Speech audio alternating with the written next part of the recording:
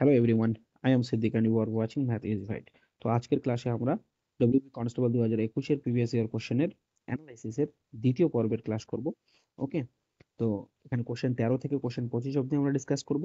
তো তোমরা জানো যে ডব্লিউবি কনস্টেবল অ্যান্ড এসআই এর ভ্যাকান্সি চলে এসেছে 2024-এর। সেটাকে লক্ষ্য রেখে আমরা বিভিন্ন ইয়ার্সের ওকে কোশ্চেনগুলোর অ্যানালাইসিস করছি অর্থাৎ সলভ করছি। তো চলো তাহলে শুরু করা যাক আজকের ক্লাস পার্ট 2 ডব্লিউবি কনস্টেবল 2021। ওকে, তো দেখো কোশ্চেন 14 কি বলেছে। বলেছে দুটি সংখ্যার যোগফল কত। দুটি সংখ্যার যোগফল হচ্ছে 27 আর গুণফল কত কত 182। আচ্ছা, এতটুকুই থাক। যোগফল যদি 27 হয়, ছোট সংখ্যাটি এখানে অপশনে দিয়েছে আমাদের। তাহলে আচ্ছা, একটা সংখ্যা যদি 16 হয় তাহলে অপর সংখ্যাটা কত হবে? 11 হবে। ঠিক আছে, 27 যেহেতু যোগফল। একটা সংখ্যা যদি 12 হয় অপর সংখ্যাটি কত হবে? 15 হবে। একটা সংখ্যা যদি 14 হয় 13, আর যদি এটা 13 হয় 14। তো এখানে আসো, দেখো, তো অপশনের ছোট সংখ্যাটি তো না, দেখতেই পাচ্ছ ছোট সংখ্যাটি আমরা পরে পেয়ে গেলাম, বাইরে পেয়ে গেলাম, তাই না? অপশনটা অবশ্যই বড়। এখানে ঠিক আছে, 12 ছোট এবং 15 বড়। তো এদের গুণফল কত? গুণফল কিন্তু মোটেও 182 না। ঠিক আছে, তো এককের স্থানে শূন্য থাকবে। 13 এবং 14 গুণফল 182। এর এবং 13 14 গুণফল কত? 182। কিন্তু অপশনে কিন্তু এখানে কি দেওয়া আছে? 14 দেওয়া আছে, মানে ছোট সংখ্যাটি না, বড় সংখ্যাটি দেওয়া আছে, তো এটাও হবে না। আমাদের অ্যান্সার কোনটি হলো? Option D. বুঝতে পারলে?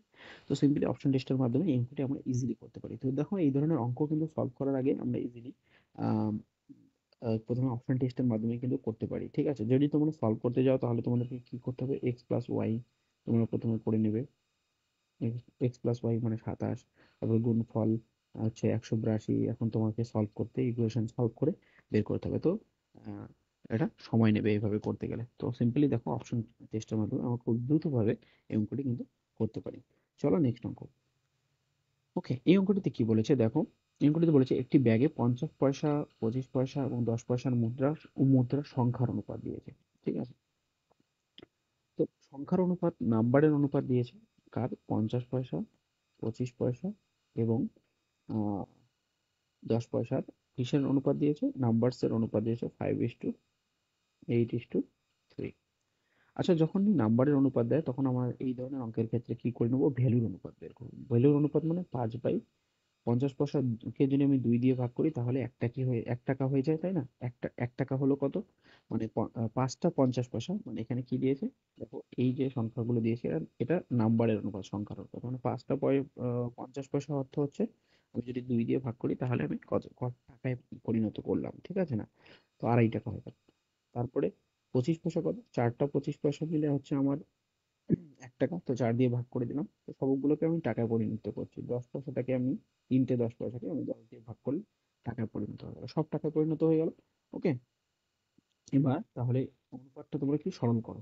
অনুপাতটা সরল করলে কি হবে? 1 সেকেন্ড। তো 2 4 10, তাদের লসাগু কত? 20। 20 দিয়ে গুণ করে দাও। 20 দিয়ে গুণ করলে কি হবে? এখানে 50, এখানে 4 5 20, তো 50 টা 40, আর এখানে 6, মানে হচ্ছে 25:20:3। তার মানে আমরা টোটাল ভ্যালুতে ক টাকা পেলাম? 25 টাকা, 25 ইউনিট আর কি। 25 আর 20 45 আর 3 48। তো 48 টাকার মধ্যে আমার এখানে দেখো কি বলেছে, 50 পয়সার মুদ্রার সংখ্যা কত। এখানে 48 টাকা, আমি এটা ভ্যালু পেয়েছি কিন্তু মনে রাখবে। তো আমার কথাটা ভালো করে ইম্পর্টেন্ট, আমি যেটা বলছি মুখ দিয়ে সেটা কিন্তু বেশি ইম্পর্টেন্ট। দেখো, এখানে আমি যে ভ্যালু পেলাম মানে 48 টাকা পেলাম। ঠিক আছে, বা 48 ইউনিট পেলাম। কিসে? টাকায়। তো 48 টাকাই বলছি আমি। 48 টাকায় 50 পয়সা কয় টাকা পেয়েছি? 25 টাকা। তো এখানে কি বলেছে? 144 টাকা। 144 টাকায় 144 টাকায় তাহলে আমার কয়টা 50 পয়সা থাকছে দেখি। তাহলে 48 দিয়ে কাটো, কত হচ্ছে? 3 হচ্ছে। তো 75 টাকা আমি কি পাবো? 50 পয়সা পাবো। 144 টাকায় আমি কতগুলো 50 পয়সা পাবো? 75 টাকার 50 পয়সা পাবো। 75 টাকা পাবো। ঠিক আছে, 50 পয়সা কতগুলো থাকবে? 75 টাকার। 75 টাকার 50 পয়সা থাকলে টোটাল সংখ্যা কতগুলো হতে হবে? কত হতে হবে? তো দুটো 50 পয়সা মিলে হচ্ছে 1 টাকা। তো 75 টাকা হবে কত? 150টা 50 পয়সা মিলে। বুঝতে পারলে? তো সিম্পলি এইভাবে অঙ্কটা করা যেতে পারে। তো আমাদের অ্যান্সার কোনটি হয়ে গেল? Option A. বুঝতে পারলে? ওকে, নেক্সট অঙ্ক দেখো। দেখো, এটা ট্রিগোনোমেট্রি থেকে দিয়েছে। তো দেখো, 2021-এর ডব্লিউবিপি কনস্টেবলের কোশ্চেনকে কিন্তু কোনোভাবেই আন্ডার এস্টিমেট করা যেতে পারে না। হ্যাঁ, আমরা এখানে দেখলাম ট্রিগোনোমেট্রির অঙ্ক দিয়েছে, জিওমেট্রির অঙ্ক দিয়েছে, পরিমিতির অঙ্ক দিয়েছে। ওকে, তো তো কোশ্চেনের প্যাটার্ন কিন্তু ধীরে ধীরে চেঞ্জ হচ্ছে, বুঝতে পারলে? তো তোমাদেরকে এখন বেসিক্স লেভেলের কিন্তু এই যে জিওমেট্রি, পরিমিতি এবং ট্রিগোনোমেট্রির বেসিক্স লেভেলের ম্যাথগুলোও কিন্তু শিখে যেতে হবে। ওকে, তো চলো, এই অঙ্কটিতে কি বলেছে আমাদের। দেখো, এটা কিছুই না, আমাদের শুধু টেবিল জানলেই হবে এখানে। মানে আমাদের যে সাইন কস ট্যান এর যে ভ্যালু, সেটা, সেই ভ্যালুর যে টেবিলটা, সেটা যদি মনে থাকে তাহলে তোমরা করতে পারবে, না হলে নতুবা এটা করার কোনো প্রশ্নই আসে না, করতেই পারবে না, না জানা থাকলে। ওকে, তো tan45 এর মান কত? tan45 এর মান হচ্ছে 1। ওকে, sin 30 এর মান হচ্ছে হাফ। আচ্ছা, cos 30 এর মান কত? cos 30 এর মান হচ্ছে √3/2।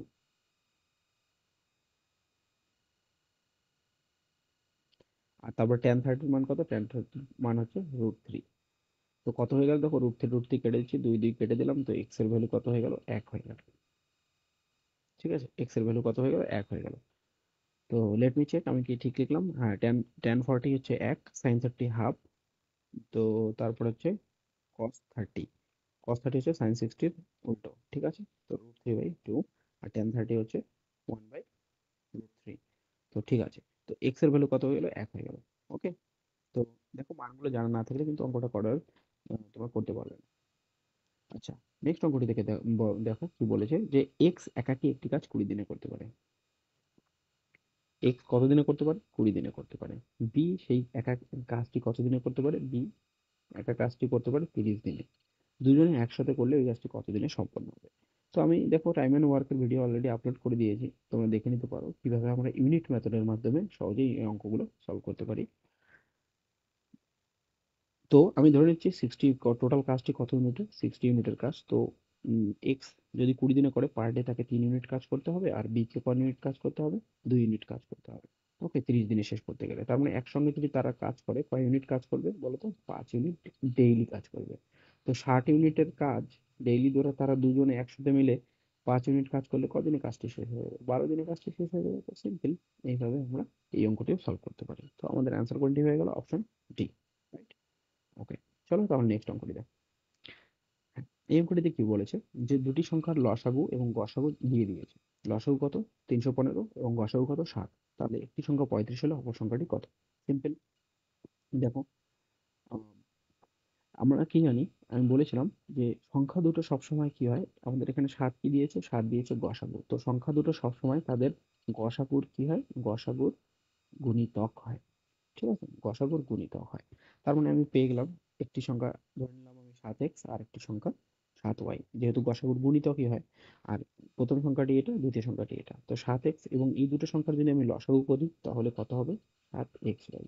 তো আমাদের লসাগু এই 7xy সমান সমান হচ্ছে আমাদের 315, কারণ আমাদের লসাগু অলরেডি দিয়ে দিয়েছে, তাই না? তাহলে xy এর ভ্যালু তোমরা বের করে নাও, xy এর ভ্যালু কত হয়ে গেল? আহ 4 করে দাও, 4 7 28, 3 পড়ে থাকলো, 5 7 আচ্ছা 45। তো 45 কে তোমরা কোপ্রাইমের আকারে যদি আমরা ভাঙি তাহলে কত হচ্ছে? এখানে এক্স ওয়াই গুণ সম্পর্ক আছে, তো 45কে আমরা কোপ্রাইমের গুণে লিখছি, মানে 5 × 9। তার মানে একটা গুণিতক এখানে কত হচ্ছে? এক্স এর ভ্যালু হচ্ছে 5, আর ওয়াই এর ভ্যালু 9, অথবা এক্স এর ভ্যালু 9 অথবা ওয়াই এর ভ্যালু 5, যেটা খুশি ধরতে পারো।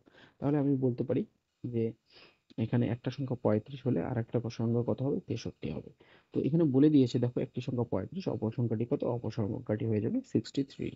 ওকে, তো আমাদের অ্যান্সার কোনটি হয়ে গেল? Option C. দেখো, এটাও খুবই ইজি লেভেলের অঙ্ক ছিল। তো গসাগুর বেসিক্স টু অ্যাডভান্স আমার একটি ভিডিও আপলোডেড আছে চ্যানেলে, তোমরা দেখে নিতে পারো। সেখানে একদম এই ধরনের যত অঙ্ক আছে এবং আরো অন্যান্য যে সমস্ত অঙ্ক আছে সেগুলো সম্পর্কে কিন্তু একটা ক্লিয়ার অ্যান্ড কমপ্লিট আইডিয়া তৈরি হয়ে যাবে ওই ভিডিওগুলোতে। ওকে, নেক্সট অঙ্ক দেখো। এই অঙ্কটিতে কি বলেছে, বলছে কোনো টাকা তার 1/7 উম, বৃদ্ধি পায়, পে 40 টাকা হলে মূল টাকার পরিমাণ কত? সাত 1/7 মানে 7 টাকায় বৃদ্ধি পেয়েছে কয় টাকা বলো তো? 7 টাকায় বৃদ্ধি পেয়েছে 1 টাকা। আর বৃদ্ধি পেয়ে 7 টাকায় বৃদ্ধি পেয়ে 1 টাকা বৃদ্ধি পেয়ে হলো কয় টাকা বলো তো? 8 টাকা হবে, তাই না?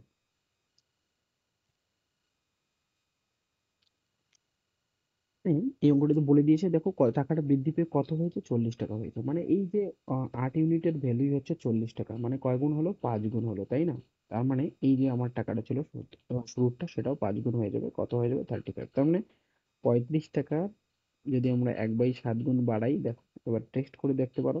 5 7 35, মানে 5 টাকা বাড়লো, তাহলে 35 টাকার সঙ্গে 5 যোগ করে দেই, তাহলে কত টাকা হয়ে গেল, 40 টাকা হয়ে গেল। বুঝতে পারলে তো কিভাবে আমরা সহজেই এই অঙ্কটি আমরা করতে পারি।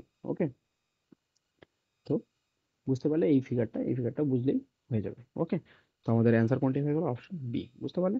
ওকে, নেক্সট অঙ্ক দেখো। তো hope you are enjoying the video friends. তো please do subscribe our YouTube channel and don't forget to like share and comment. তো চলো নেক্সট অঙ্কটিতে কি বলেছে, যে 710 টাকা আমরা এমনভাবে ভাগ করে দেব, এমনভাবে ভাগ করে দেব যাতে কি হয়,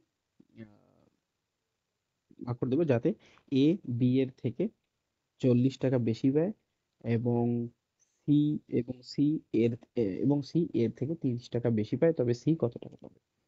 দেখো কিভাবে করব, তো আমরা অপশন টেস্টের মাধ্যমে এই অঙ্কটি কিন্তু সহজেই করতে পারি। এ বি সি আমি লিখে নিলাম। তো আমাদের কত টাকা দিয়েছে, কত টাকা দিয়েছে এখানে বলেছে যে সি কত টাকা পাবে। তো সি, দেখো এখানে আমি প্রথম অপশনটা ধরে নাও 235। আচ্ছা, সি যদি 235 হয়, সি এর থেকে কত টাকা বেশি পায়, এর থেকে 30 টাকা বেশি পায়, তার মানে এ কত টাকা পাবে, 205 টাকা পাবে।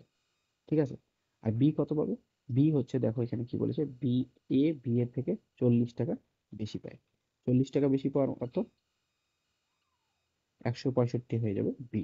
এ বেশি পায় 40 টাকা, তার মানে দেখো এটা যোগ করলে কিন্তু আমাদের কত হচ্ছে না, 710 হচ্ছে না। হচ্ছে কি, যোগ করে দেখো,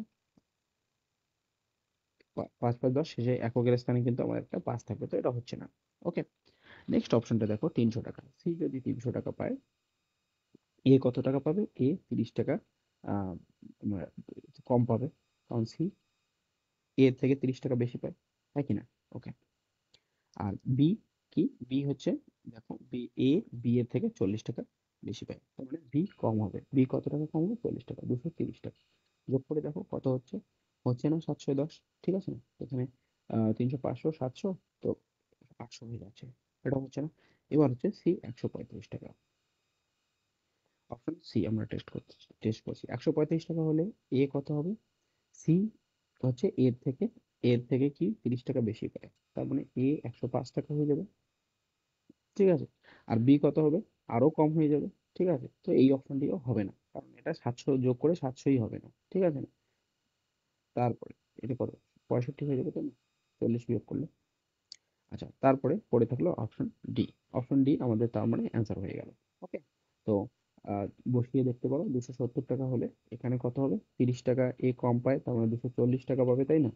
আর এ কত, বি কত হবে, 200 টাকা পাবে। 200 200 কত, এখানে 600 হয়ে গেল, আর 40 আর 70 মানে হচ্ছে 110, তার মানে 600 সঙ্গে 110 যোগ করলে কত হচ্ছে, 710। বুঝতে পারলে? তো এইভাবে আমরা দ্রুত অঙ্কটি কিন্তু এটাও সলভ করতে পারি। ওকে, নেক্সট অঙ্ক। এই অঙ্কটিতে কি বলেছে, কোনো সংখ্যার 25%-এর সাথে 150 এবং এ- এ- এ- কোনো সংখ্যার 25%-এর সঙ্গে 150 30% যোগ করলে 75 হয়। তো সিম্পল, একটা সংখ্যা বলেছে, একটি সংখ্যার 25%, 25% মানে কি বলতো, 1/4। 25% মানে 1/4, তার সঙ্গে কি যোগ করতে বলেছে, 150 এর 30%। 30% কথার অর্থ 3/10। ঠিক আছে, 3/10 কাটো, তার মানে 45, যোগ করলে কত হচ্ছে, 75 হয়। তার মানে x/4, এখানে কত হচ্ছে, 45 সমান সমান 75। আর এদিকে 45-কে নিয়ে গেলে কত থাকবে, 30 থাকবে, তাহলে এক্স ইকুয়াল টু কত হচ্ছে, 120। এক্স ইকুয়াল টু কত হয়ে গেল, 120, তার মানে সংখ্যাটি কত, 120। বুঝতে পারলে? তো এটাও একদম বেসিক লেভেলের নাম্বার সিস্টেমের অঙ্ক ছিল। ওকে, চলো নেক্সট অঙ্কটি দেখো। নেক্সট অঙ্কটিতে কি বলেছে, 1 সেকেন্ড। একটি নল দিয়ে একটি জলাধারের 1/3 3 মিনিটে খালি হয়। আচ্ছা, তো 1/3 খালি হয় কতক্ষণে, 1/3 খালি হয় 3 মিনিটে। তো ওই নলটি দিয়ে, সেম নলটি দিয়ে পুরো চৌবাচ্চাটা খালি হতে কত গুণ লাগবে, তো 1/3 3 মিনিটে খালি হলে পুরো খালি হতে 9 মিনিট লাগবে, তাই না? তো 7.5 মিনিটে জলাধারের কত অংশ খালি হবে। তো দেখো, আহ, নিয়মে তোমরা যদি চাও করতে পারো, একদম বেসিক জিনিস। 9 মিনিটে পুরোটা খালি হয়, 1 মিনিটে খালি হয় 1/9, 9 অংশ। তাহলে 7 বাই, মানে 7.5 মিনিট, মানে 15/2 মিনিটে খালি হয় কতটুকু? 15/2 মিনিটে খালি হয় কতটুকু? তো এটা সলভ করলেই হয়ে গেল, তাই না? তো 3 3 5, তো আমাদের কত হবে? 5/6 অংশ হয়ে যাবে আমাদের অ্যান্সার। কত হয়ে যাবে? 5/6 অংশ খালি হয়। তো আমাদের অ্যান্সার কোনটি হলো? Option C. তো খুবই বেসিক লেভেলের অঙ্ক এটা, ঠিক আছে? তো তারপরে অঙ্কটা দেখো কি বলেছে। এ বি সি একটি যৌথ ব্যবসার অংশীদার। এ মূলধনের 1/3 দেন, আহ, 1/3 দেন, বি দেন এ এবং সি এর দেওয়া মূল্যের সমান, ঠিক আছে? বলেছে, দেখো কি কি বলেছে। এই লাইনটা দেখো কি বলেছে, বি যে টাকাটা দেয়, যে টাকাটা দেয় সেটা কি এ এবং সি এর যে দেওয়া টাকা তার সমান। ওকে, তো এটা এটুকু হয়ে গেল। আচ্ছা, তারপরে কি বলেছে, এর মূলধন, মূলধন কত দেন? এ মূলধনের 1/3 টাকা দেন, মানে 3 ভাগের 1, 1 ভাগ তো কে দিয়ে দেন? এ নিজেই দিয়ে দেন। আচ্ছা, তো আমি যদি 3 ভাগ হয় মূলধন টোটাল, তার মানে এর শেয়ার কত? এ হচ্ছে 1 টাকা দিয়ে দেয়, ঠিক আছে? আচ্ছা, ওকে, এবার তাহলে সলভ করো। আচ্ছা, যদি 3 ভাগের 1 ভাগ টাকা, যদি 3 ভাগের 1 ভাগ টাকা যদি এ দিয়ে দেয়, তার মানে পড়ে থাকলো কি? বি এবং সি। বি এবং সি কত টাকা দেবে? 2 ভাগ টাকা দেবে, ঠিক আছে না? তাহলে চলো ডাটাগুলো আমরা বসিয়ে দিই।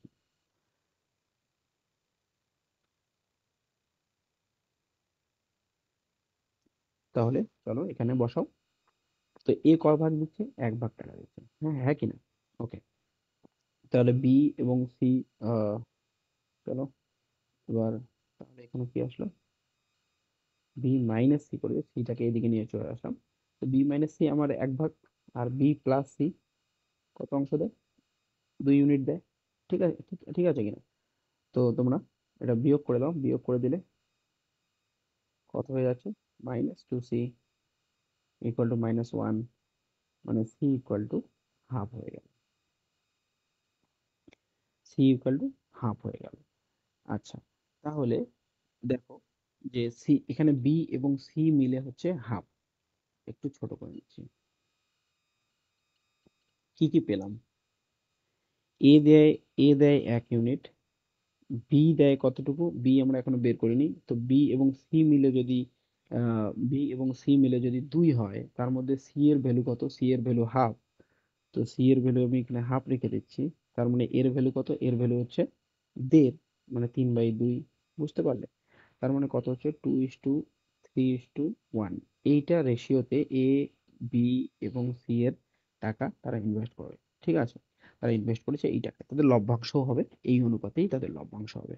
তো বছরান্তে কত টাকা লাভ হয়েছে? 900 টাকা লাভ হয়েছে। 900 টাকা লাভ হওয়ার অর্থ কি? এখানে দেখো 3 2 5 আর 6, 6 টাকায় সি এর লাভ কত? সি এর লাভ 1 টাকা, তার মানে 900 টাকায় সি এর লাভ কত হয়ে যাবে? 6 15 90, ঠিক আছে? তো 150 টাকা লাভ হয়ে যাবে। তো আমাদের অ্যান্সার কোনটি হয়ে যাবে? অপশনটি।